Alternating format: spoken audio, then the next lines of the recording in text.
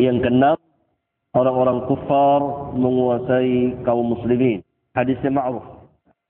Hadis hubbud dunya wa karahiyatul maut. Di mana orang-orang kufar pada hari ini berkumpul semuanya.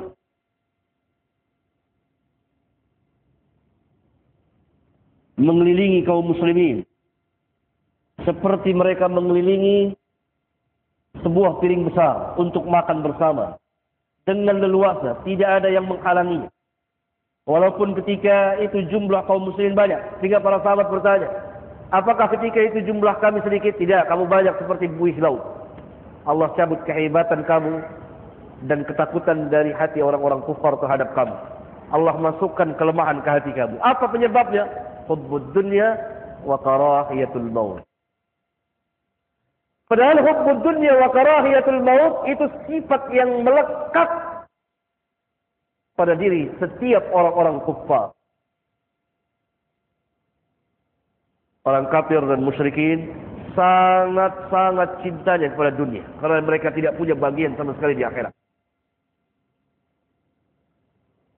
Mereka takut kehilangan dunia. Walaupun mereka tidak memiliki harta benda dunia. Tapi selama mereka di dunia, semiskin apapun juga, maka surga bagi mereka. Dinisbahkan, dibandingkan dengan azab api neraka Jahannam. Oleh karena itu, sifat orang kufar ini, hubbud dunya, maka dengan sendirinya mereka takut mati. Mau bukti? Ceritakan tentang kematian sama si kafir.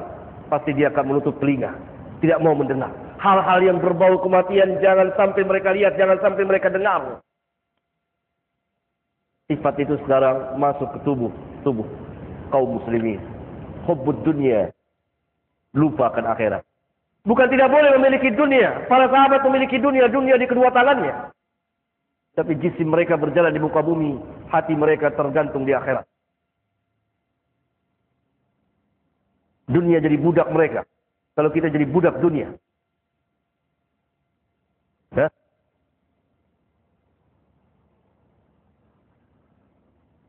Kematian perlu ditakuti tidak?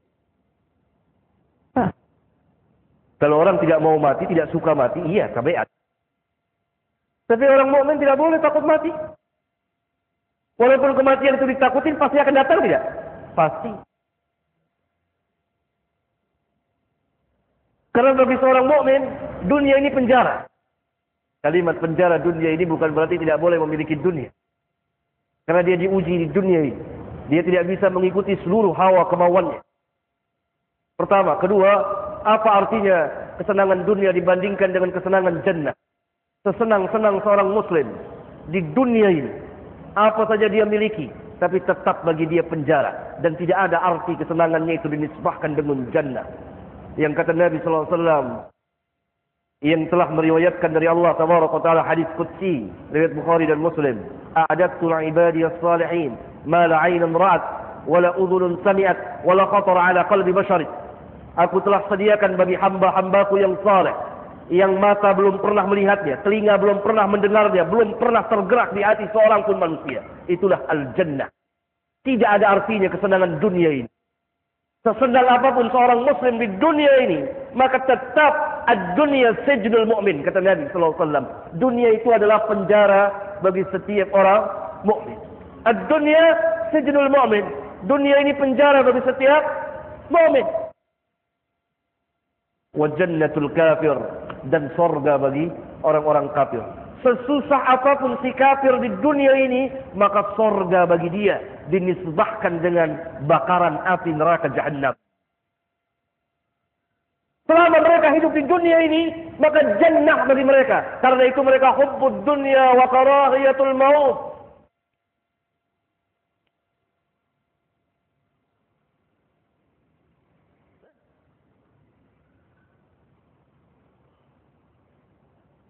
Oleh karena itu, ketika si kafir mati, maka dia memasuki penjara Jahannam.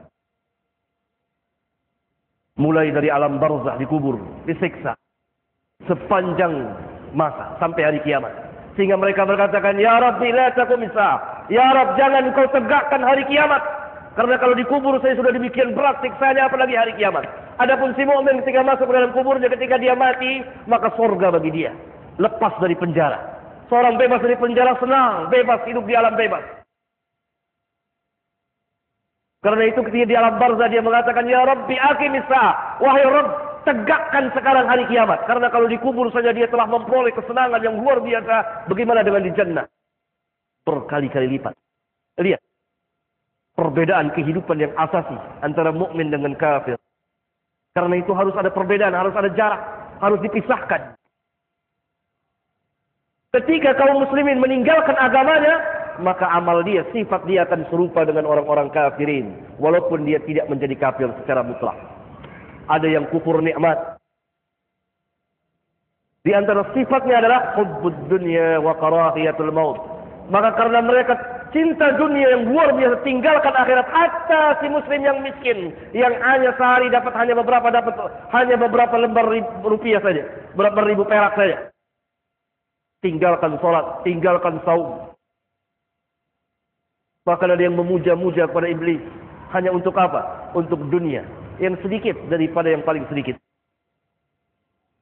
Ya subhanallah. Sifat. Karena itu menjadi lemah. Akhirnya apa? Allah berikan kehinaan. Al-jaza'u min jinsil amal. Al-Imam Al-Qurtubi. Orang Bardafa ini.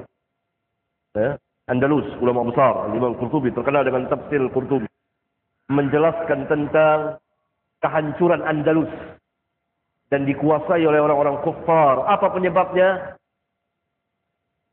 Penakutnya kaum muslimin, cinta kepada dunia.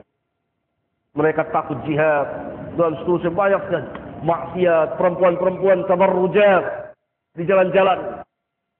Mengambil harta orang. Itu Imam Qurtubi di tafsirnya beberapa kali dia menjelaskan. Tersebarnya kemungkaran. Jauhnya orang dari din agama. Sehingga orang-orang kufar itu bagikan singa-singa yang buas yang melalap mereka. Habis, dikikis habis Andalus itu. Penyebabnya kata Imam Al-Qurtubi, kelemahan kaum muslimin. Mereka tinggalkan agama.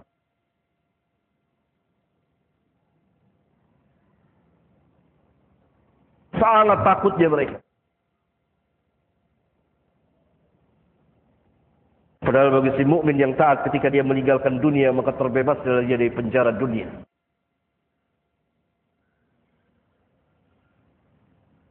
Si kafir apabila meninggalkan dunia, dia masuk ke penjara Jahannam. Bersama siapa? Iblis dan para pengikutnya.